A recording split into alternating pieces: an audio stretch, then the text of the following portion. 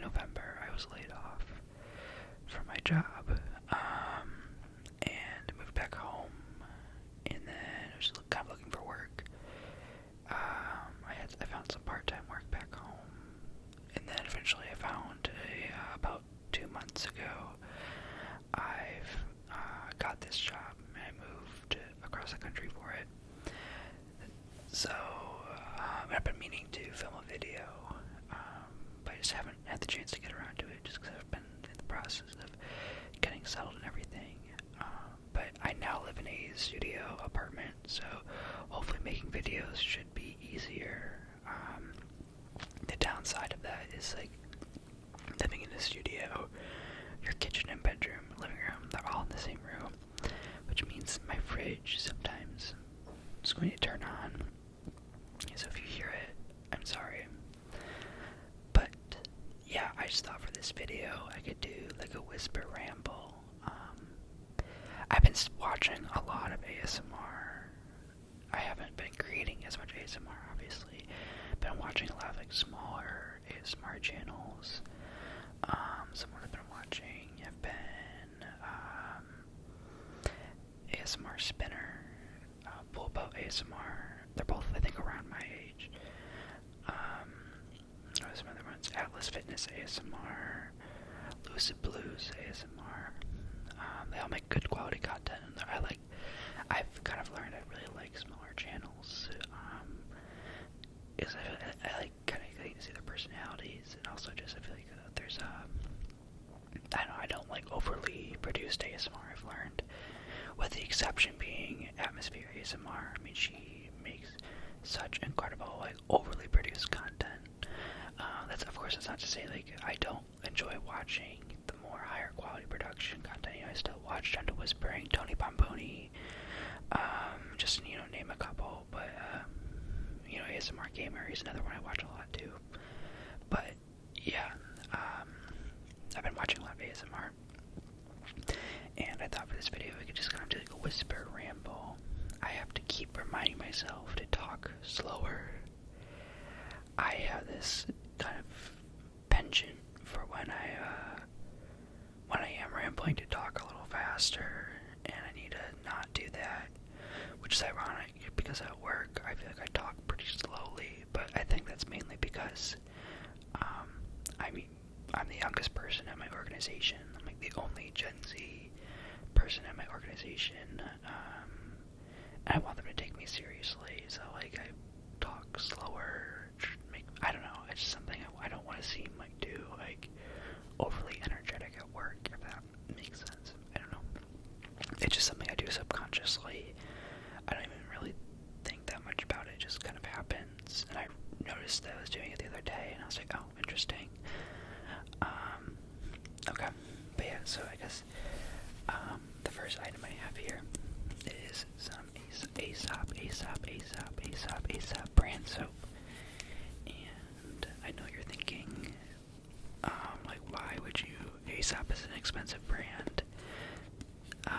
This soap bottle was $40. And honestly, like, I will be honest, I was fully influenced, and I fully did buy it because of the brand name. And I liked the aesthetic of it. And I had some extra money laying around, so I was like, I'll treat myself with a nice product, and it's a really great product. Obviously, you're paying for it, but there are companies out there that make dupe refills.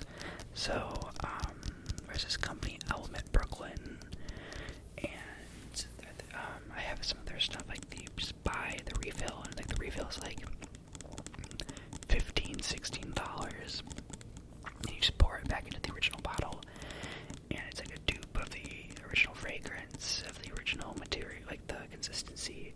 So this one is the Aesop Reverence, and basically what that means is that, like, the whole shtick of it is that there's pieces of pumice stone in there that help, like, exfoliate your hands. It's pretty cool. I don't know. But it has vetiver root, petite grain, and bergamot rind, and it smells really, really nice.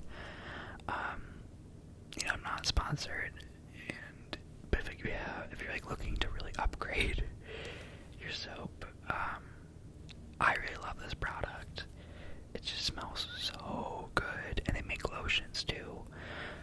lotions are $100, and I don't want to spend that. So I did buy just the dupe of the lotion, and I just kind of filled it in a standard bottle. Let's see. Okay, next I have this candle. So this is from Bath and Body Works, and for the most part, I don't really like most Bath and Body Works scents. I really enjoy it. It's not a nice smelling candle, and I just feel like a lot of the Bath and Body Works scents just smell way too sweet or are overly cloying, and not like just very like, I don't know, it's just, no hate to anyone that does enjoy them. I just feel like I have become kind of picky about scents. And so this is their Mahogany Teakwood Intense, and I really like it. It smells really good. Sorry, I keep accidentally knocking the mic arm right here. So yeah. Okay, so this is Intense Rich Mahogany, Dark Oak, and Frosted Lavender. It smells really, really good. I really enjoy this one. I had another one, I think it was like their coffee and whiskey vanilla bean one, and that one was good too, but I don't think they make that one anymore because I tried looking for it and I couldn't find it. I had received that one about a year and a half ago, so maybe it was just discontinued. But so this I did get. You guys can't see it, sorry. But so this I did get on sale. So usually it costs around $26 because it's a three wick candle. But I paid, I think, $13 for it because it was 50% off.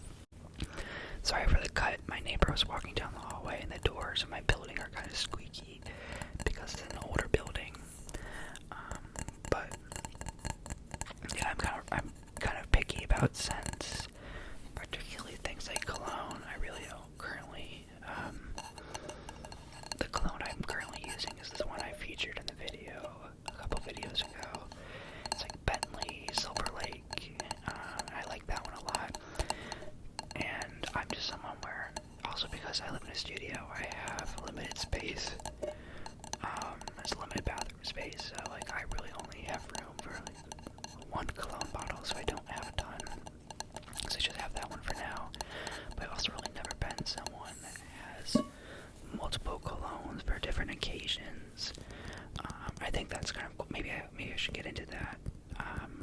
I've been watching a lot of like cologne related ASMR videos. I find them really relaxing.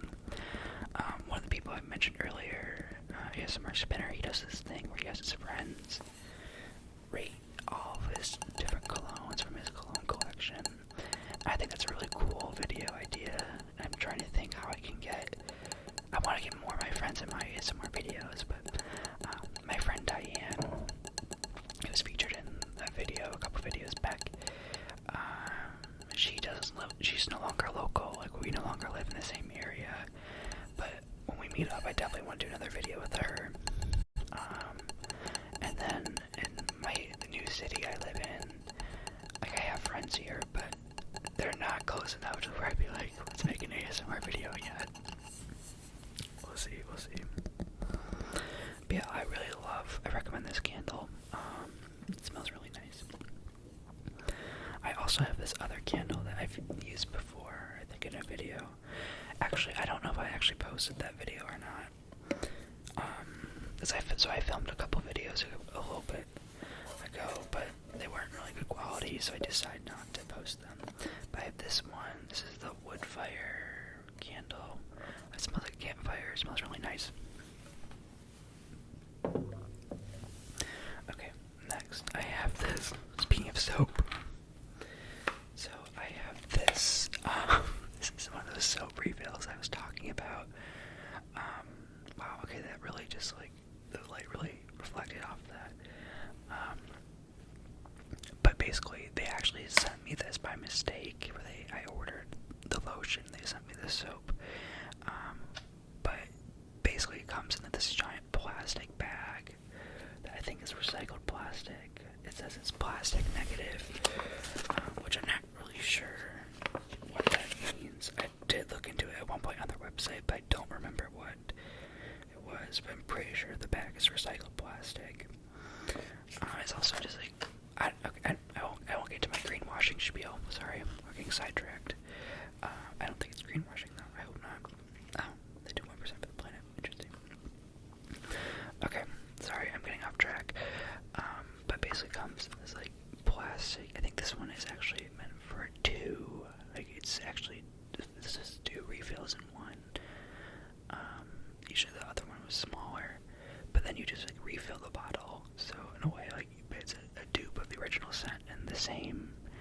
keep wanting to say material, but that's not right. Formula, that's the word.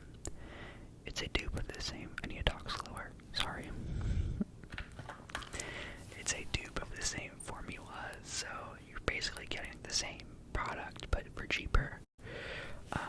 I feel like such a big thing that I've noticed a lot is just the process of white labeling. And if you don't, especially as I, went through the process of furnishing my apartment, so if you don't know what white labeling is it's where these brands, a lot of the time, they will buy the product from the same manufacturer, and then just kind of like maybe change like one or two things, or really honestly nothing at all. Just slap their logo on it, on the box, and upcharge it.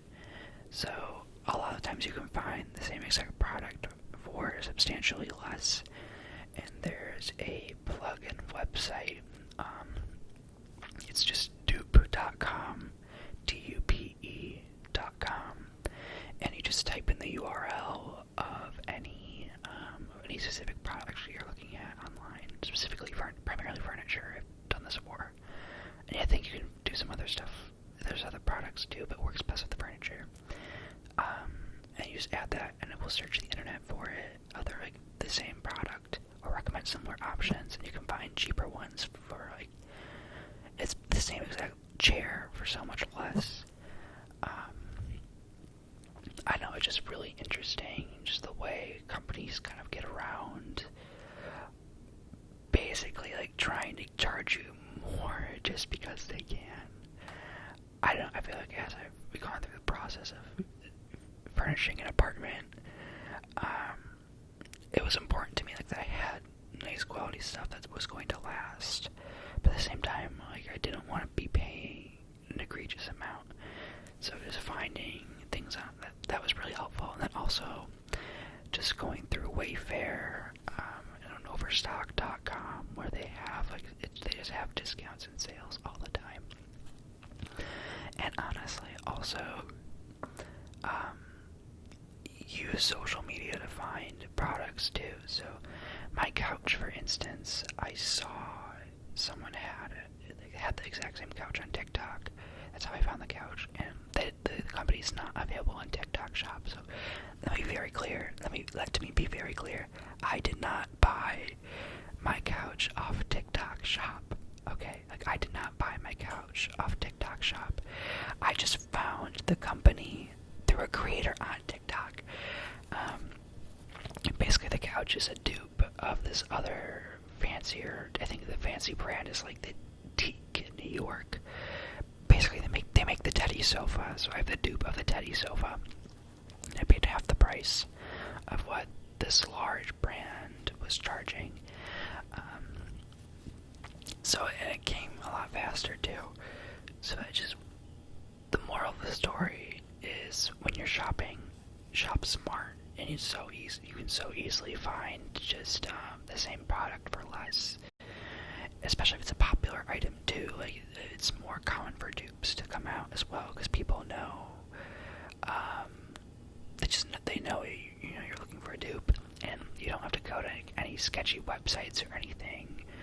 I feel like that's also kind of always been a barrier to entry in terms of dupes, where I will go to a website. Let's see, a website is recommended for a dupe of something, and it's just like the website design. It just feels like it's gonna steal your data. Or like I was like, I don't feel comfortable putting in my credit card to some of these. Just because I don't know much about them, and the fact that they're kind of like a dupe website to begin with. But a lot of other ones, they seem a lot more, it's like internet safety, like you just learn how to spot things and just do what you're comfortable with. Okay, that ramble really got away from me. Okay, next. So next is this leather computer bag. I don't know what it's called. Is it a messenger bag? Yeah, I think that's what it's called. This leather messenger bag that I got off Poshmark, and it's okay. Like this one, like it has an ink stain here, and I tried cleaning it. I tried cleaning one in the back, but the ink bloomed, and it didn't really. I tried cleaning it because there are a couple in the back where, like, see,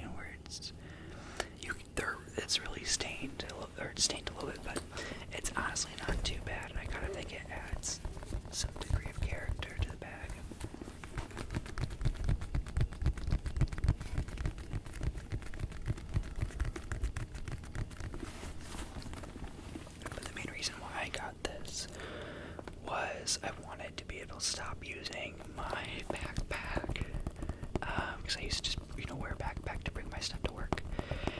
But it's intern season here, right? And I was like, oh my gosh, like I look like an intern. Not that there's anything wrong with that, it just has a negative connotation. And I was just like, okay, like I just don't want to be mistaken for an intern, especially since I'm also like, the only Gen Z person at my organization. Where I was just like, okay, I don't want to look like an intern. I want to be taken to be like a professional. I want to be, what's the word I'm looking for? Taken seriously. So part of that meant just getting rid of stopping bringing the backpack to work. So if you do bring a backpack, my piece of advice would be to just get a nice bag. Yeah, and like my organization too, there's not like a harsh dress code or anything. It's very relaxed, especially compared to my previous job. But still, like I want to be taken seriously because of my age. I don't want to be seen as like a kid. As much as I can mitigate that the best I can.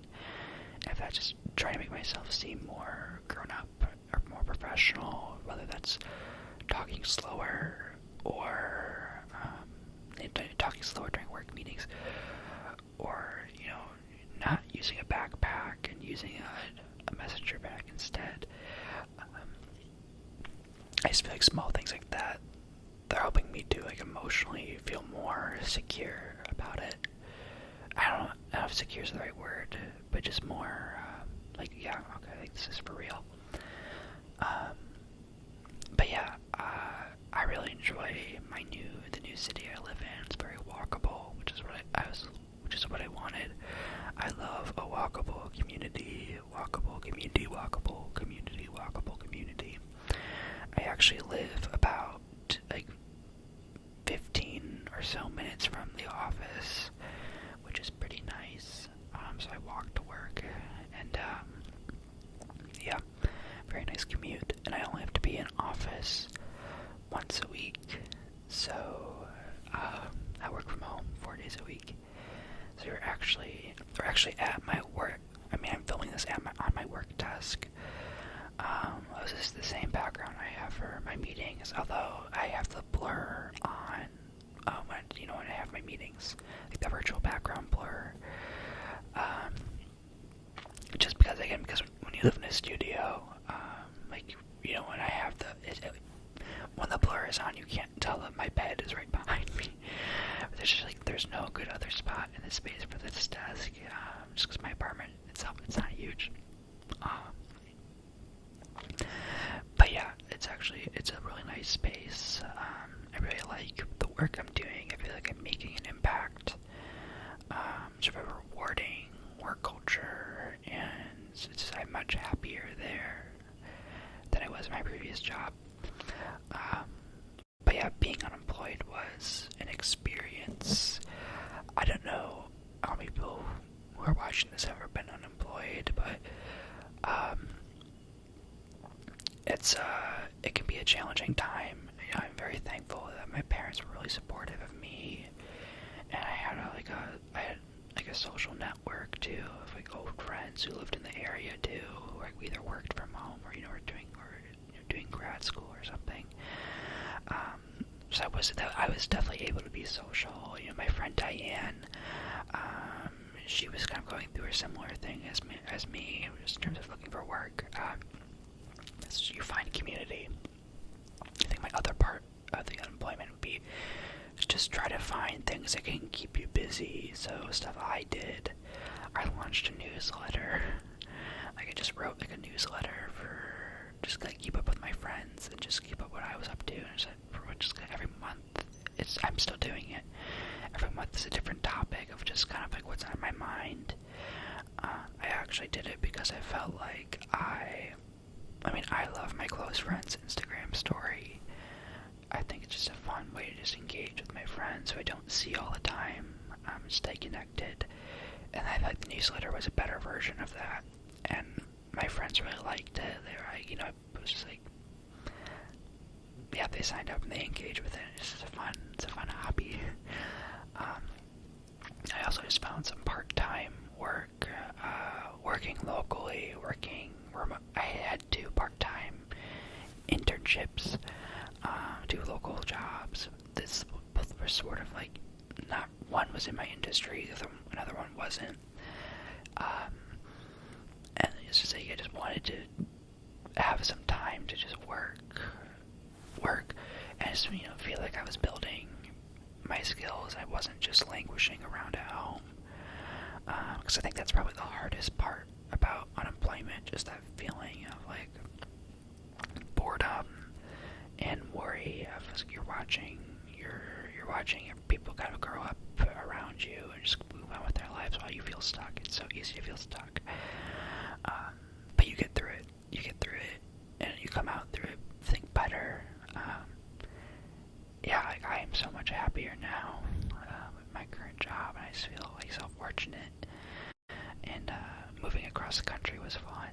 My dad and I drove down in a UHaul, and I don't know, do they have UHaul outside the United States? I'm just asking because I know I have a couple people from Europe and from Germany specifically that watch my content. I feel like UHaul is probably just an American brand, but you probably have the concept over there. It's like you rent a truck. It's like you move it yourself. You rent a truck, you drive it down, you drop off the truck in another location. So my dad and I rented the truck from our house. A facility near our house. We loaded the truck and drove down ourselves. And I feel like obviously, I don't know. It was a longer car ride. It was a long car ride. I don't know. I feel like people in Europe, Europeans, I feel like they don't really fully understand the size of the United States. So like when I'm saying I moved across the country, it was not a 2, 3, 4 hour drive. It was a long drive. I'm not gonna say the exact length just for privacy reasons.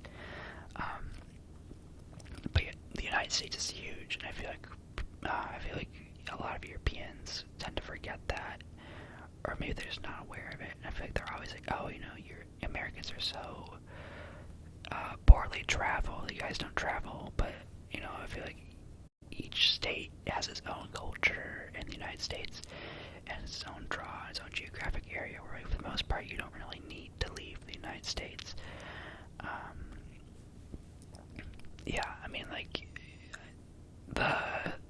The East Coast is very different from the Northeast Coast is very different from the Southern California, and that's the distance between those two is huge.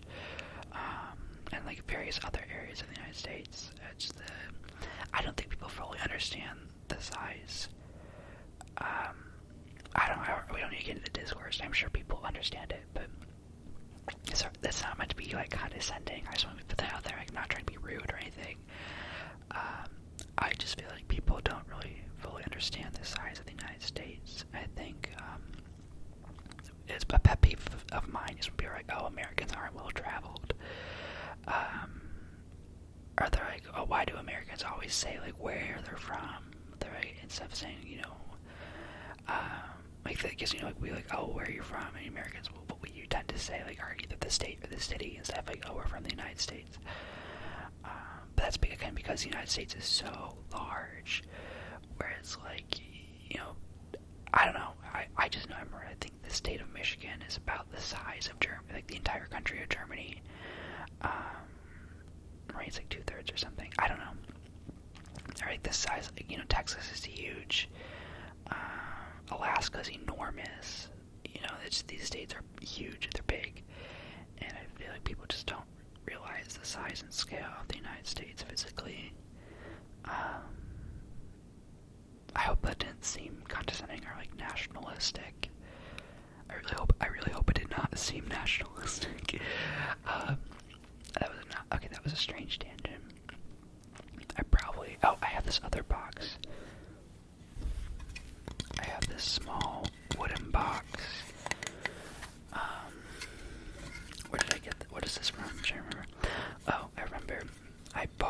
was actually for, and I think it may have been for that sorcerer roleplay I did like 3-4 years ago.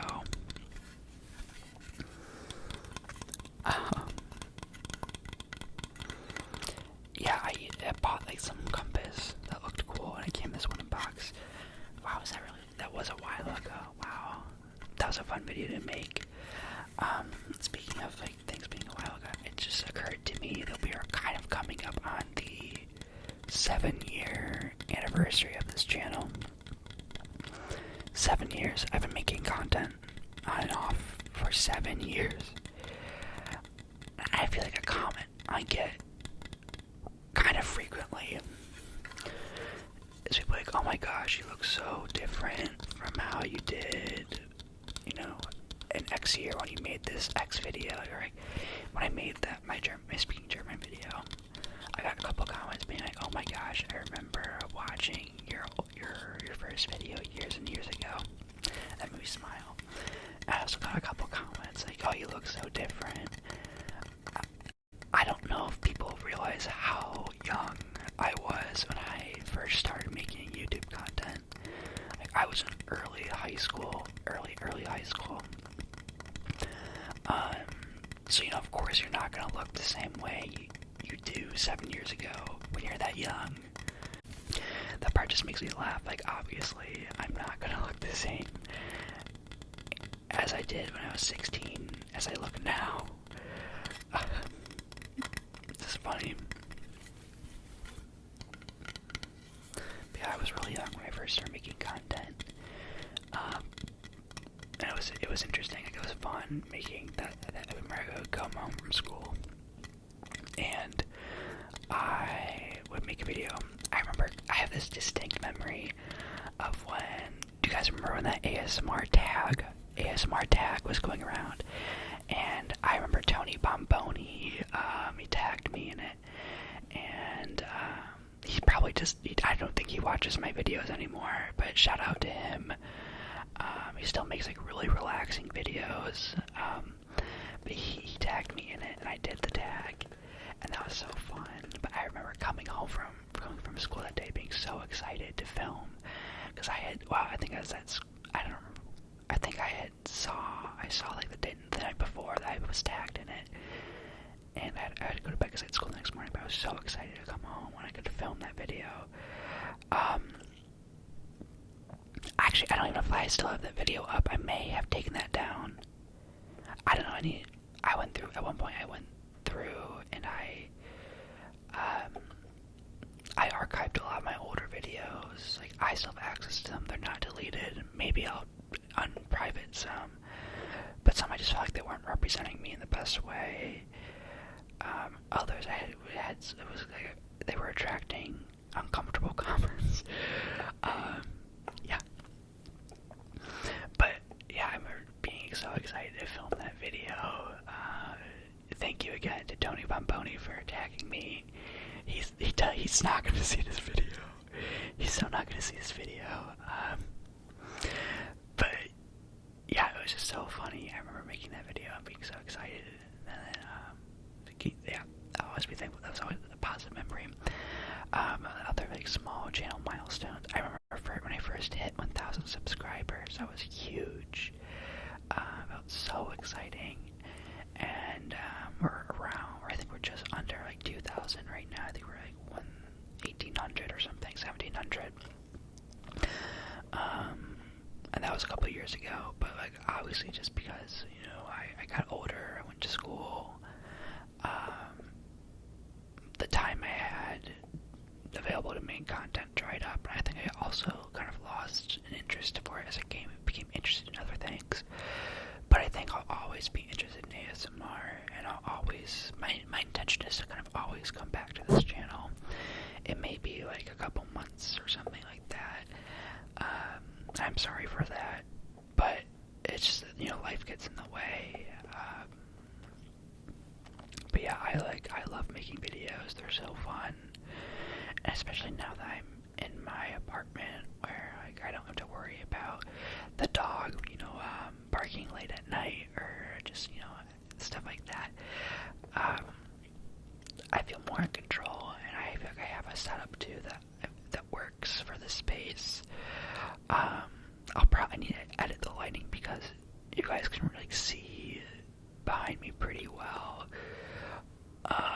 is just a little, sorry if it looks a little messy. Well, actually, I don't think it looks too messy. But, I need to figure out how you do that blur, because I feel like, is the background distracting? I'm realizing now that the blind, you can see the light from the neighboring buildings and the blinds. Sorry about that. I'll try to cover that up next video. Wow, okay, this video is long. I'm probably going to end it here. I could talk all day. I could go on and on about just whatever. But let me know what videos you guys want to see. If you have any ideas or anything, I have a couple that I want to make up. I want to make like one about just like, I want to do a tour of my current apartment at some point. But yeah, also speaking of the apartment, like the wall behind me, it looks blank. I promise I'm not leaving it intentionally blank. And the rest of my apartment walls, they do have decorations on them. It's just, I haven't had the chance to decide what I want to put on the wall behind me. I've been slowly accruing art pieces from, antique stores and thrift stores and flea markets, etc. I have a whole Pinterest board saved. I need to like stop myself from talking because I could go on and on about just like whatever's on my mind. And you guys are probably like tired or just like don't want to hear from me. But yeah, okay. In summation and conclusion of the video, everyone has a great night. Check out those other ASMR artists I talked about. They were Bobo ASMR, Lucid Blues ASMR, ASMR Spinner, Atlas Fitness ASMR, Tony Bomboni too. The big ones, Gentle Whispering. Yeah, okay. I just need ASMR Gamer. I need to stop talking. Oh my gosh. Okay. Let me know if videos you want to see, and I will see you all soon.